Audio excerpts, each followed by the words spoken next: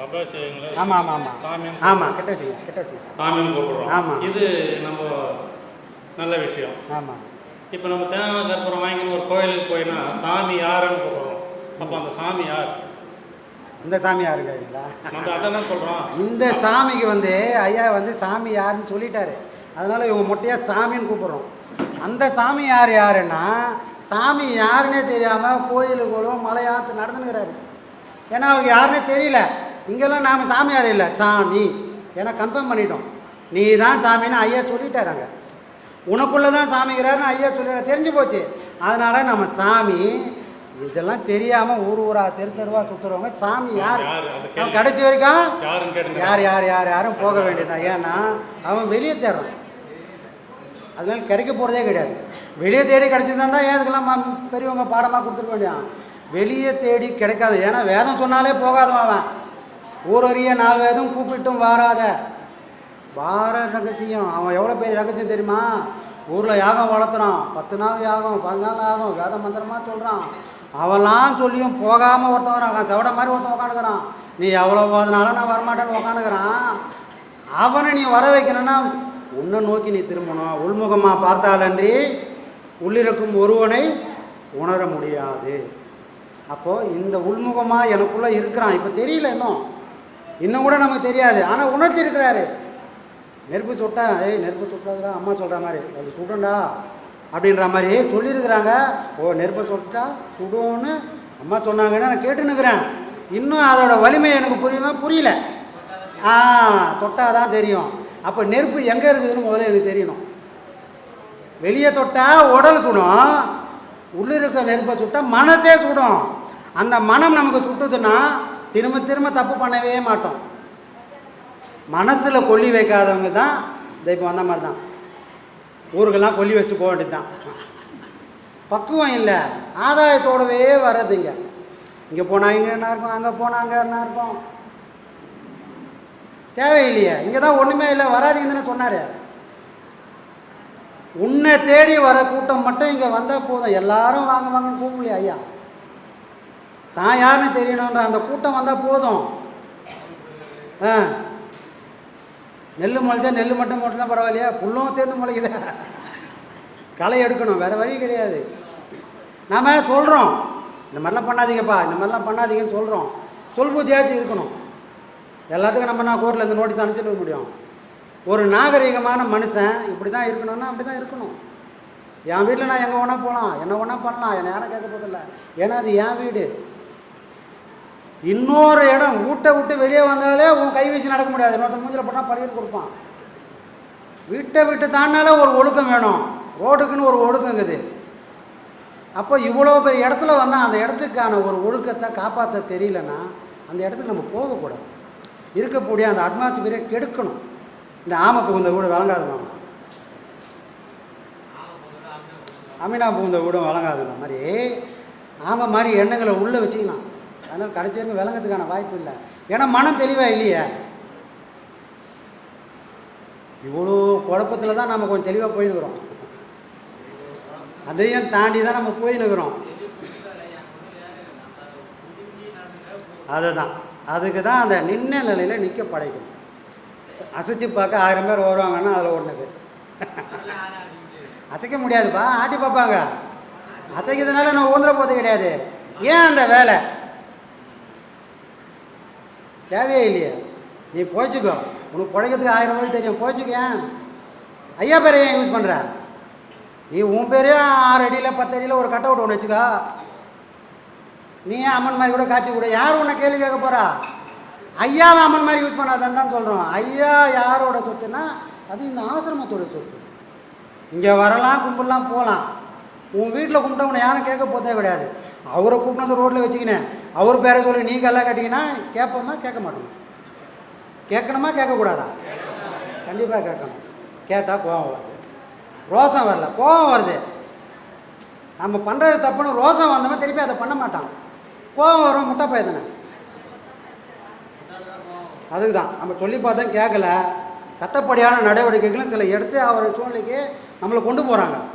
ஐயாவோட படத்தையோ ஐயாவோட பேரையோ இந்த ஆசிரமத்தை தவிர்த்து வேறு எங்கேயுமே யாருமே பயன்படுத்தக்கூட நிலைக்கு நம்ம சில விஷயங்களை பண்ண போகிறோம். ஏன்னா சொல்லி இவங்களுக்கு உரைக்கவே மாட்டேங்குது. இதை பண்ணாத டெய்லியுமே நம்ம வாட்ச்மேன் வேலையை பார்த்துக்குறோம். டெய்லி இவங்களே நம்மளை கவனிக்க நமக்கு நேரம் பத்தலை. 6 மணிக்கு வேலைக்கு போனோம், இன்றைக்கி 10 மணிக்கு தான் வேலைக்கு போகிறேன். காலையில் பாடம் பண்ண டைம் பத்தலை. அவ்வளோ தூரம் நம்ம போய் நடக்கும்போது என்ன இவங்களை கவனிக்க நேரமே இல்லை. எல்லாமே பண்ணியிருக்குதுமா, எல்லாம் நம்ம சட்டப்படியே அந்த நடவடிக்கை எடுக்கலை. சரி சொன்னால் கேட்பான்னு வாயில் சொல்லினுக்கிறோம். வாயில் சொன்னால் இவன் கேட்குற மாதிரி தெரியல, இது மாடு மாதிரி இருக்குது. அப்போ சட்டப்படிக்கு எல்லோரும் பயந்து தான் ஆகணும். யார் வேணா எதை வேணா பயன்படுத்திக்கலான்னா யார் பேர் கெடும். அங்கே எதனா ஒன்று ஆச்சுன்னா நேரம் இங்கே வராங்க. இது அன்றைக்கி ஒருத்தர் உபதேசம் கொடுத்துக்கிறான், ஐயா பேரை சொல்லி ஒருத்தன் உபதேசம் கொடுத்துருக்கான். அவனே தற்கொலை மாதிரி இருக்குது. அவங்ககிட்ட போய் இவன் தான் முட்டா பையன் பாடம் வாங்கிட்டு உடம்பெல்லாம் ரணகலமாக இருக்குது, தலையெல்லாம் வீங்கி போயிடுது. யார் சரி பண்ணுறது? ஒரு செவுறு வீங்கி போச்சுன்னா கொத்திட்டு திரும்பி பூசி விடலாம். தலை வீங்கி போனால் யார் என்ன பண்ணுறது? படித்து சொல்கிறாரு குருன்னு. ஊரில் வேசி கட்டினவன் தாடி வச்சவங்களாம் குருன்னு நம்பாதீங்க. அதுக்கான தகுதி இருக்குது. 4 வார்த்தை ஒழுங்காக சொல்ல தெரியல, அவனை குருன்னு தாமரை கொண்டாடி நீங்கள் வந்து வரான். பாவமாகதானே சரி பண்ணி அனுப்புகிறோம். அப்புறம் இறக்கி விட்டதுக்கப்புறம் இப்போ கொஞ்சம் பரவாயில்ல. ஆனால் சரியாகிறதுக்கு 4 ஆனால் இப்போ பரவாயில்ல, அந்த வேதனை இல்லை. ஏன் இந்த பாடு? மனுஷனோட அஜாக்கிரதை. ஒரு வேலை செய்கிறோம், நமக்கு தெரிஞ்சோ தெரியாமலோ செய்கிறோம். அதனால் 1 கோடி ரூபா நஷ்டம் ஆனாலும் அதை இன்றைக்கெல்லாம் நாளைக்கு சம்பாதிச்சிக்கலாம். போனாலும் பெருசாக ஒன்றும் இல்லை. நானே போயிட்டேன்னா என்னை யார் காப்பாற்றுறது? எதுக்குமே உதவாமல் நான் போயிட்டா என்னை யார் காப்பாற்றி கரை சேர்க்கறது? குத்தவனை வந்து கேட்பான் கிடையாது. இப்போ நம்பிக்கை யார் மேலே வைக்கணும்? காவி வேசி கட்டினவெல்லாம் சிவனடியார் மாதிரி, வெள்ளை வேசி கட்டினவெல்லாம் குருன்னா என்ன அர்த்தம்? ஒன்றும் புரியாது. அப்போ இவ்வளோ மோசமான உலகத்தில் தான் நாம் வாழ்ந்துட்டுருக்குறோம். எப்போவுமே கவனமாக இருக்கணும். அதுக்கு ஒரு சின்ன எக்ஸாம்பிள் தான் அதெல்லாம்.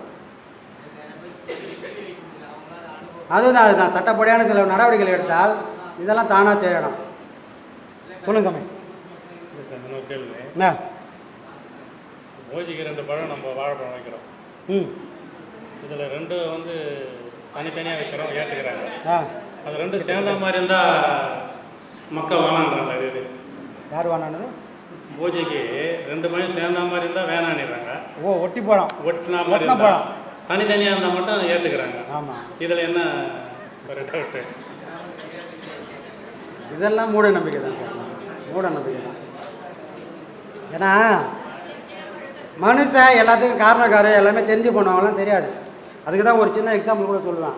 ஒரு குழந்தை வந்து அப்பா திமிங்கலன்னா என்னப்பா அப்படின்னா அவர் அப்பா சொல்லுவார், தெளிவாக சொல்லுவார். ஏன்னா இவன் குழந்தைன்றதுனால அந்த மீன் தொட்டில் இருக்குது பாரு கருப்பாக அதான் திமிங்கலன்றார். அவனும் நம்புவான். ஏன்னா உண்மையில அவன் எப்போ அவன் குழந்தை, அப்பாவுக்கு தெரியும் குழந்தைக்கு எதை சொல்ல நம்ப போகிறான் அப்படின்ற மாதிரி. இந்த 2 படம் ஒட்டி போனதுக்கு காரணம் என்ன அப்படின்னு அவன் அறிவு கேட்ட மாதிரி யோசனை பண்ண விஷயந்தான். நாளைக்கு பிறக்கிற குழந்தை 2 விந்து ஒட்டி போனால் இதே மாதிரி 2 குழந்தை போதான் என்ன பண்ணுறதுன்னு ஒரு பயத்தினால யாரும் சாப்பிடாதீங்க. யார் சாப்பிட்ணும்? வீட்டில் யாரும் பெரியவங்க இருந்தாங்கன்னா அவங்கக்கிட்ட கொடுத்துருங்க. யாரும் சாப்பிடாம ஒரு அறியாமை. ஒரு வாழையோட அணுவும் ஒரு உயிர், நம்மளோட மனுஷனோட அணுவும் வேறு வேறு. எல்லாம் உயிர் தான்றதுக்காக எல்லாம் ஒரே மாதிரி அணுக்கள் கிடையாது. அதை மண்ணில் போட்டால் முளைக்கும், நம்மளை மண்ணில் போட்டால் முளைக்குமா? அதுக்கு சூரிய வெளிச்சம் வேணும், காற்று வேணும், எல்லாம் வேணும். ஆனால் எதுவுமே இல்லாதது தான் நான் முளைச்சி வரேன். அப்போ எனக்கான வியூஸே வேறு, நான் என்ன விதைக்கிற இடமே வேறு, நான் பயிராகிற விதமே வேறு. அப்போது வெளியே இருக்கிற விஷயமும் உள்ளே இருக்கிற நாமும் வேறு வேறு. 2த்துனால எந்த தொந்தரவுமே வராது. ஆனால் ஒரு பயம் எங்கே நடந்துருமோ அப்படின்ற பயத்தினால வந்த விளைவு சாமி. அதுக்கு எந்த விதமான உத்தரவாதமும் கிடையாது. அது அறியாமை தான். சரி சாமி, இன்னொரு கேள்வி. மனிதர்களும் உதவி செய்யறதுக்கு சில காரணங்கள் இருக்குது. இதே மீறி போகாத ஒரு காரியம், நல்ல காரியமே நம்மளோட மிச்சமாக செய்யுது. ஆமாம், நமக்கும் பால் கொடுக்குது. ஒரு தாய் நோய்வாய்ப்பட்டு ஹாஸ்பிட்டலில் இறந்துட்டாலும் அந்த குழந்தைக்கும் அந்த மாதா பால் கொடுக்குது. எந்த தாயும் போய் அந்த நேரத்தில் பால் கொடுக்காது, இந்த கோமாதா தான் கொடுக்குது. ஆனால் நமக்கு அது கொடுக்குற கஞ்சி என்னென்னா கையோடு தான் கொடுக்குறோம். ஆனால் நம்மளோட மிச்சமாக அறிவு அதுக்கு தான் இருக்குது. அப்போ ஜாதி பேதங்கள்லாம் ஒரடி ஆச்சா கூட அவங்க கூட போய் தான் பால் கொடுக்குது. ஆமாம். ஆனால் நாம் அதை ஏதோ மாடு மாடுன்றோம் கூட மாடுன்றோம் மாடுன்றப்ப நாம் அதை உருவாக்கிக்கினேன், நாம் அது கொடுக்குற கஷ்டத்தெல்லாம் சாப்பிட்டுக்கினேன்.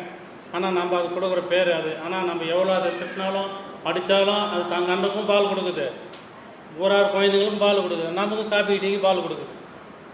அதனால தான் சாமி நாள் ஃபுல்லாக மாடு திட்டினா கூட ஒரு கிரகபாசம் வந்ததுன்னா நடுவூரில் கூட்டும் போய் முதல்ல மாடு தான் போனோம். மரியாதை குத்துறாங்க சாமி, எவ்வளோ திட்டினாலும் கொடுக்க வேண்டிய மரியாதை குத்துறாங்களா? அதுதான் போகுது. அதுதான் எல்லாம் மனுஷனோட அறியாமை சாமி, அறியாமை தான். ஆனால் உண்மையிலே அதுக்காக தான் மாடை வந்து கும்பு தொட்டு யாரும் கும்பிட மாட்டாங்க, தலையை தொட்டு கும்பிட மாட்டாங்க, வாழை தொட்டு தான் கும்பிடுவாங்க. வாழை பின்னாடி ஏன்னா அங்கே தான் வந்து லட்சுமி தெய்வம் உட்காந்துக்காங்க. ஆமாம், வேறு எங்கேயும் இல்லை. மற்ற தெய்வம்லாம் உடம்பு ஃபுல்லாக இருக்குது. லட்சுமி தெய்வம் மட்டும் எங்கே இருக்கிறாங்கன்னா அந்த வாளோட அந்த முனையில் தான் இருக்குதான். உண்மையிலே அப்படியே சாமி அப்படிலாம் இல்லை. அது ஏன் காட்டுறாங்கன்னா வெளியே இருக்கிற அந்த மாடும் இந்த மாடும் ஒன்று தான், பேட்டர்ன் ஒன்று தான். அதோட முதுகு தண்டு முனையை நம்ம எப்படி தொட்டு எங்க அங்கே லட்சுமி இருக்கிறாங்களோ அதே மாதிரி தான் இந்த முதுகு தண்டு கீழவும் அம்பாள் இருக்கிறாங்க. ஆமாம், இதை தொட தெரியாதவங்களும் அங்கே தொட்டு கும்பிட்டுருக்க வேண்டியதான். ஆமாம், புரியுதுங்களா? இதை உண்மையிலே தொட தெரிஞ்ச அங்கே தான் தெய்வம் இருக்குது, அங்கே தான் அம்பாள் இருக்கிறான்னு தெரிஞ்சால் அவன் சுபிச்சமாக இருப்பாங்க. நமக்கெல்லாம் பணம் இல்லாமல் இருக்கலாம், கஷ்டம் இல்லாமல் கஷ்டத்தோடு இருக்கும்போதில்ல.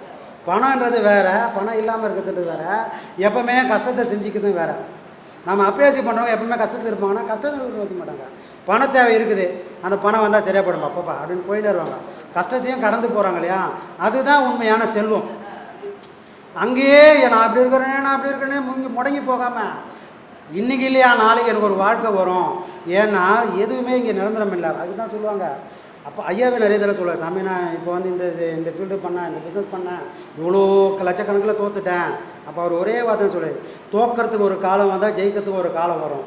தோத்துட்டேன்னு கவலைப்பட்டேன்னா வெற்றின்றது உன் கையை விட்டு போயிடும். நீ வெற்றியை மட்டும் நினச்சி இன்னொரு முயற்சி பண்ணு, எதெல்லாம் தோற்றியோ அதெல்லாம் உன் கையை தேடி திரும்பி வரும் அப்படின்னு ஐயா பல பேருக்கு சொல்லியிருக்கிறார். அப்போ தோத்துட்டோன்ற கவலை இல்லாமல் வாழ தான் வாழ்க்கை. அந்த பக்குவம் கொடுக்க தான் பாடங்கள் எல்லாமே. அதுதான் உண்மையான செல்வம். எவ்வளோ அடி வந்தாலும் நான் எனக்கு ஒன்றுமே இல்லைன்னு நினச்சி நிற்கிறாங்க தெரியுமா, அவன் தான் உண்மையான செல்வம். ஐயா சொல்லுவார், நோய் இல்லாத உடம்பு யாருக்கு இருக்குதோ அதுதான் உண்மையான செல்வம். அதே மாதிரி குறையில்லாத மனசு யார்கிட்ட இருக்குதோ அதுவும் தான் உண்மையான செல்வம். இந்த ரெண்டு செல்வம் தான் ஒவ்வொரு மனுஷனும் இறைவன்கிட்ட கேட்க வேண்டியது. நோய் இல்லாத உடம்பும் குறையில்லாத மனசும். இது யாருக்குன்னா இருக்குதானா? யாருக்கும் இல்லை. உடம்புலேயே குறை இருக்குது, நோயும் இருக்கும், மனசில் குறையும் இருக்கும். ஆனால் இறைவன்கிட்ட நாம் இந்த ரெண்டு தான் கேட்கணும். இந்த செல்வம் இருந்தால் எந்த வெளி செல்வத்தையும் நம்மளால் ஈஸியாக கவர்ந்து எடுத்துன்னு வர முடியும். சரிங்களா? ஆத்மானசம்.